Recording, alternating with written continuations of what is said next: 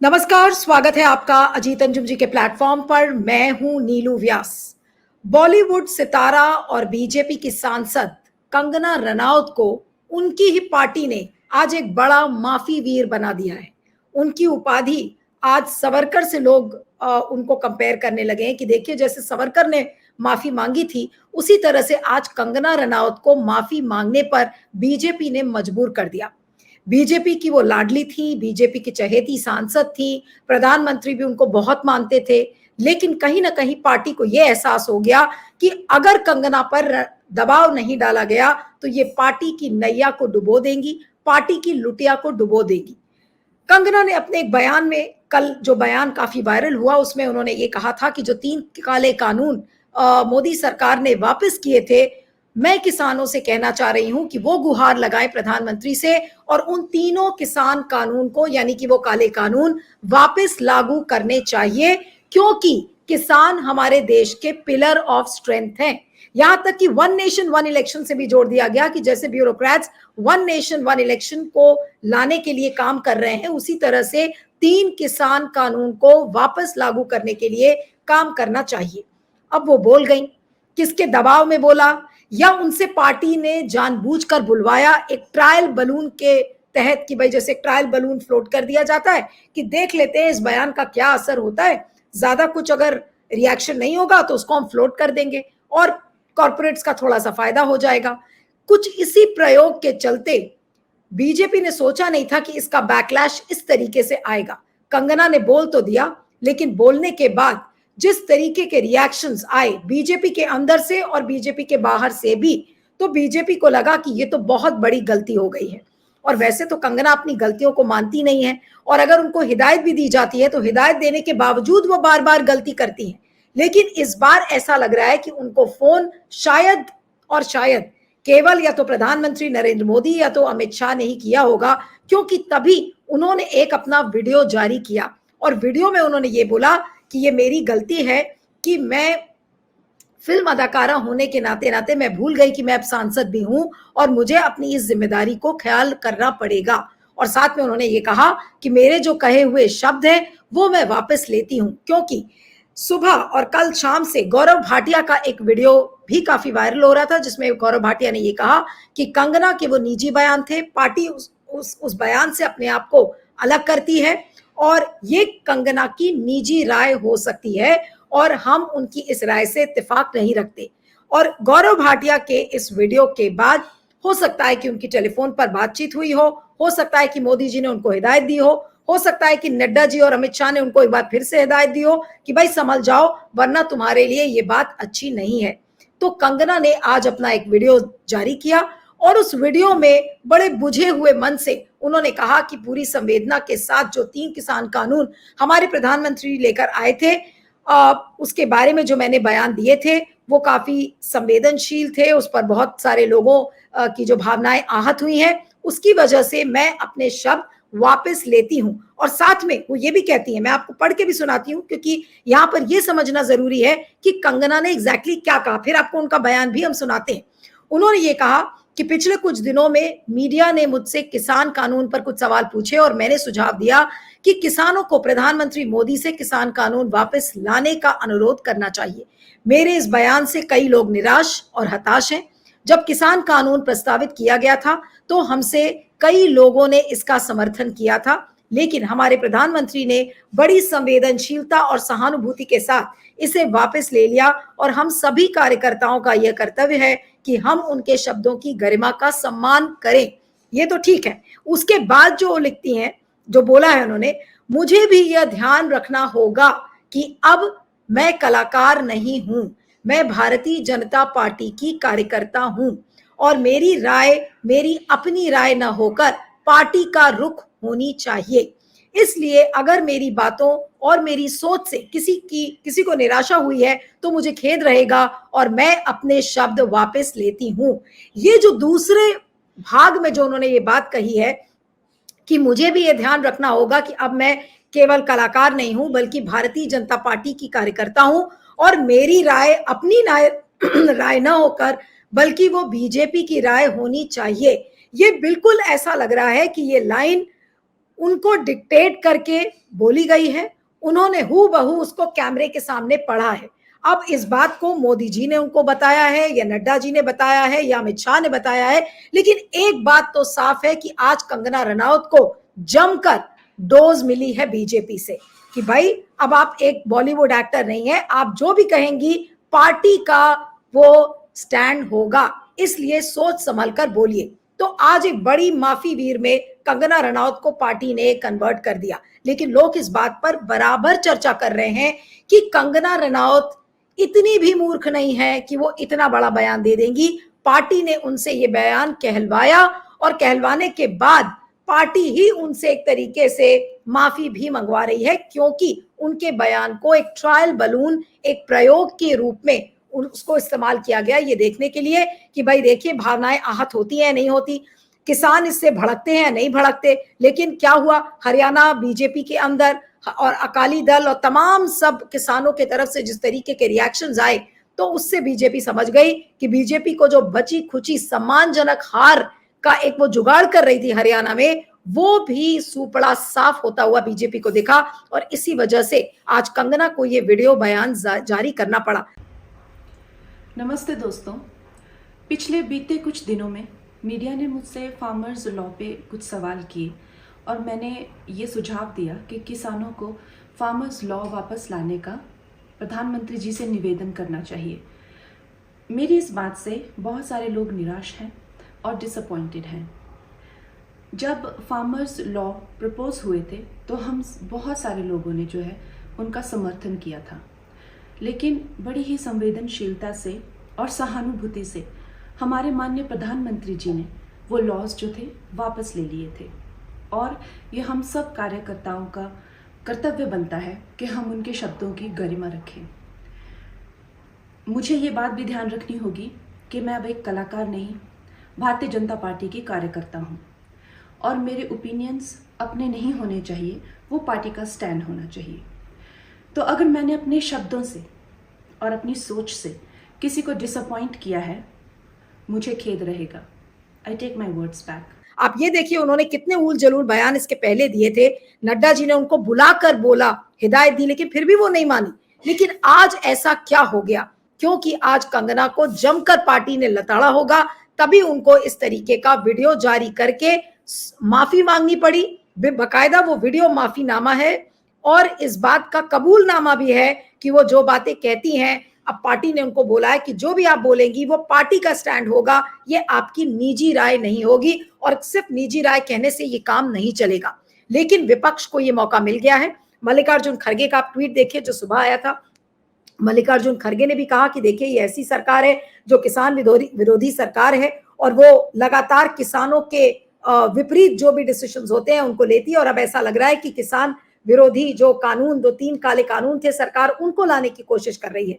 अभी थोड़ी देर पहले एक राहुल गांधी का भी एक वीडियो आया है और उस राहुल गांधी ने अपने उस वीडियो में जो बात कही है वो बहुत इंपॉर्टेंट है, क्योंकि उन्होंने ये कहा अपने वीडियो में, और अभी वो वीडियो भी मैं आपको सुनाऊंगी, कि सरकार की नीति कौन तय कर रहा है, एक भाजपा सांसद या प्रधानमंत्री नरेंद्र मोदी? ये बड़ा सवाल है जो छोटी सी एक वीडियो में आज राहुल गांधी ने पूरे देश के सामने रख दिया कि सरकार की नीति क्या अब प्रधानमंत्री मोदी नहीं तय करते, क्या कंगना रनौत जैसे लोग कर रहे हैं? 700 से ज्यादा किसानों, खासकर हरियाणा और पंजाब के किसानों की शहादत लेकर भी भाजपा वालों का मन नहीं भरा। इंडिया हमारे अन्नदाताओं के विरुद्ध भाजपा का कोई भी षड्यंत्र कामयाब नहीं होने देंगे। अगर किसानों को नुकसान पहुंचाने के लिए कोई भी कदम उठाया जाएगा तो मोदी जी को फिर से माफी मांगनी पड़ सकती है। आइए सुनते हैं क्या कहा राहुल गांधी ने। नमस्कार। ये बीजेपी के जो लोग होते हैं ये आइडियाज को टेस्ट करते रहते हैं। ये किसी से कहते हैं कि आप ये आइडिया पब्लिक में रखिए और फिर रिएक्शन देखते हैं। यही हुआ है। उनके एक सांसद ने किसान कानून, जो काले कानून थे, उनको रिवाइव करने की बात की है। मोदी जी आप क्लैरिफाई कीजिए, आप इसके खिलाफ हैं या आप फिर से बदमाशी कर रहे हैं? क्या वो किसान के कानून रिवाइव करेंगे या नहीं? और अगर करेंगे तो फिर मैं आपको गारंटी दे रहा हूं कि इंडिया गठबंधन पूरा इनके खिलाफ खड़ा हो जाएगा। 700 लोग शहीद हुए हैं, उनकी याद करनी है, उनकी रिस्पेक्ट करनी है। मोदी जी ने 2 मिनट मौन नहीं रखने दिया था, हम ये कभी नहीं भूलेंगे। तो कंगना को आज पार्टी ने बिल्कुल धरातल पर लाकर खड़ा कर दिया है। और कल आपने देखा था कि अकाली दल के लोगों ने भी इस चीज की मांग की थी कि बीजेपी को कंगना के खिलाफ कड़ी से कड़ी कार्रवाई करनी चाहिए, उनको पार्टी से निकाल देना चाहिए। कुछ लोगों ने यह भी कहा कि उनके खिलाफ नेशनल सिक्योरिटी एक्ट लगा देना चाहिए।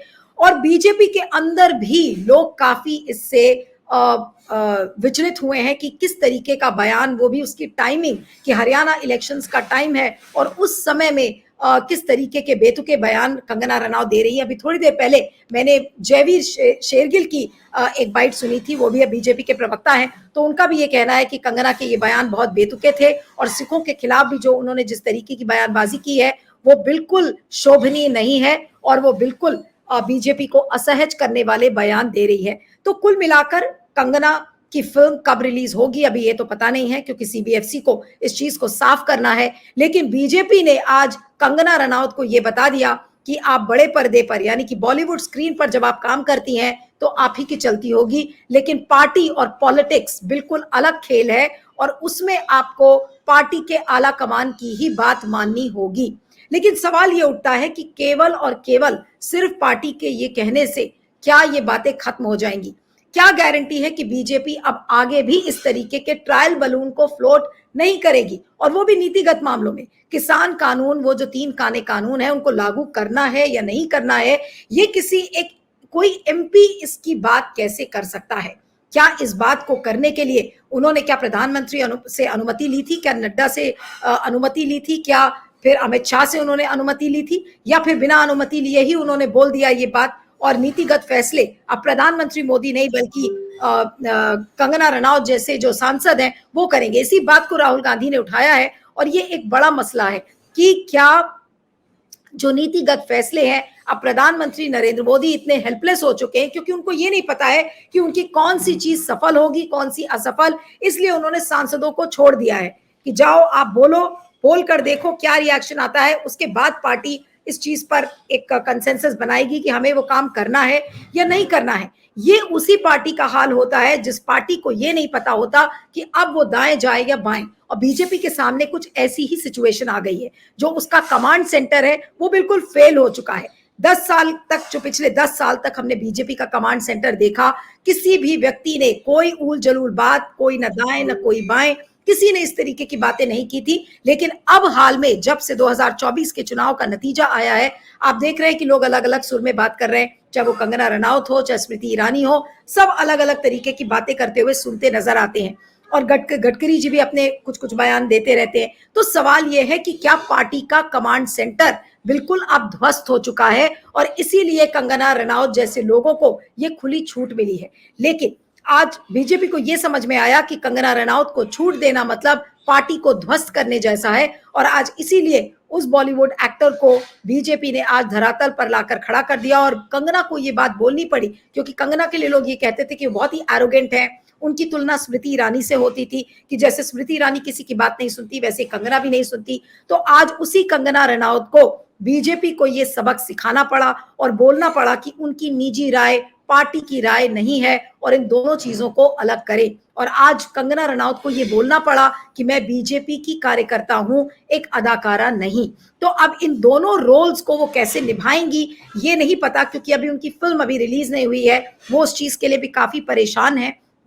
जो कंगना रनावत की टीम से जो जुड़े हुए लोग हैं वो ये कह रहे हैं कि कंगना रनावत का इसमें बहुत सारा करोड़ों रुपए पैसे लगे हैं इस फिल्म में और उनको बहुत जल्दी है कि ये फिल्म जल्द से जल्द रिलीज हो, लेकिन ये रिलीज नहीं हो पा रही है। और पिछले दिनों जो बॉम्बे हाईकोर्ट की हियरिंग थी, तो उस हियरिंग के दौरान जो जी फिल्म्स के जो लॉयर थे उन्होंने ये बात कही थी कि बीजेपी इस समय जो सीबीएफसी यानी कि central board for film certification के ऊपर दबाव डाल रही है और दबाव के चलते कंगना की जो इमरजेंसी फिल्म है वो रिलीज नहीं हो पा रही है, उसको हरियाणा के चुनाव के बाद करेंगे। तो आज पार्टी ने उनको ये बता दिया कि फिल्म रिलीज की चिंता आप ना करें। अगर आप चाहेंगी कि फिल्म रिलीज के चलते आप हमारे पार्टी को प्रेशर डालेंगी तो वो प्रेशर नहीं चलेगा। तो एक तरीके से कंगना रनावत को एक अच्छी खासी डोज आज बीजेपी ने दे दी है। और क्या ये डोज बाकी लोगों के लिए भी एक लर्निंग लेसन होगा? और उससे भी बड़ा सवाल, क्या नीतिगत फैसलों में अब इसी तरीके से पार्टी ट्रायल बलून को फ्लोट करने के लिए अफोर्ड कर सकती है, नहीं कर सकती। क्योंकि कई लोग इस बात को कह रहे हैं कि कंगना रनौत ने ये बयान इसलिए दिया क्योंकि बीजेपी भांपना चाह रही थी, क्योंकि कहीं ना कहीं कॉर्पोरेट ग्रुप के तरफ से बीजेपी के ऊपर प्रेशर है कि वो किसान कानून वापस लेकर आओ। इसलिए कंगना जैसे लोगों का पार्टी ने इस्तेमाल किया, उनको धरातल पर भी लेकर आई क्योंकि उनको उनकी जगह भी बतानी थी। तो दोनों चीजें पार्टी ने की है, बीजेपी ने बड़ी चालाकी से, कि कंगना को धरातल पर लेकर आए, उनको ये बोला कि देखिए बॉलीवुड एक्टर आप होंगी लेकिन पार्टी की लाइन से आपको हटकर नहीं जाना है। और दूसरा, एक जो ट्रायल बलून बीजेपी ने फ्लोट करना चाहा, वो ट्रायल बलून फ्लोट करते ही वो ध्वस्त हो गया। इसलिए बीजेपी अब इस तरीके का चांस नहीं ले सकती। लेकिन बड़ा सवाल यह है कि क्या कंगना गलती करने से दोबारा बाज आएंगी? क्या गारंटी है कि कंगना अपना फिर से मुंह नहीं खोलेंगी और फिर बीजेपी को नुकसान नहीं पहुंचाएंगी? क्योंकि वो जितना कुछ भी बोल ले, जितना कुछ भी कह ले, कंगना की बातों पर लोग विश्वास नहीं करते, क्योंकि वो कुछ भी कभी भी कह सकती है। क्योंकि जब वो बोलती हैं तो वो सोचती नहीं है, और जो भी व्यक्ति बोलने के पहले सोचता नहीं है वो कुछ भी बोल सकता है। इसलिए बार बार लोग यही अंदेशा लगा रहे हैं कि हो सकता है कि कंगना फिर से एक बार गलती करेंगी, और अगर इस बार गलती की तो क्या बीजेपी उनको निकाल कर बाहर करेगी? क्योंकि कई लोगों ने ये कहा, बीजेपी के हरियाणा बीजेपी की इकाई में भी इस चीज को लेकर काफी गुस्सा था कि ऐसा उल जलूल बयान उन्होंने क्यों दे दिया, जब बीजेपी ऑलरेडी अपने डूबते जहाज को वहां पर बचाने की कोशिश कर रही है, और उस जहाज में ताबूत में कील, जो जहाज की ताबूत थी उसमें कील लगाने का काम एक तरीके से कंगना रनौत ने कर दिया था। तो क्या इस माफी मांगने से बीजेपी अपनी साख बचा लेगी? क्या कंगना के माफी से क्या बीजेपी अपने लिए और इकट्ठे वोट कर पाएगी हरियाणा में? जहां तक सवाल है, ये बहुत मुश्किल सवाल है। लेकिन कंगना के लिए बीजेपी के लिए अब कंगना एक बोझ के रूप में दिख रही हैं, और अगर इन्होंने लगातार गलती की तो वो दिन दूर नहीं कि कंगना को शायद पार्टी एक्सपेल कर सकती है। लेकिन क्या कंगना दोबारा वो गलती करेंगी? इस पर निगाहें टिकी होंगी। आप बने रहिएगा मेरे साथ अजीत अंजुम जी के प्लेटफॉर्म पर। Thank you.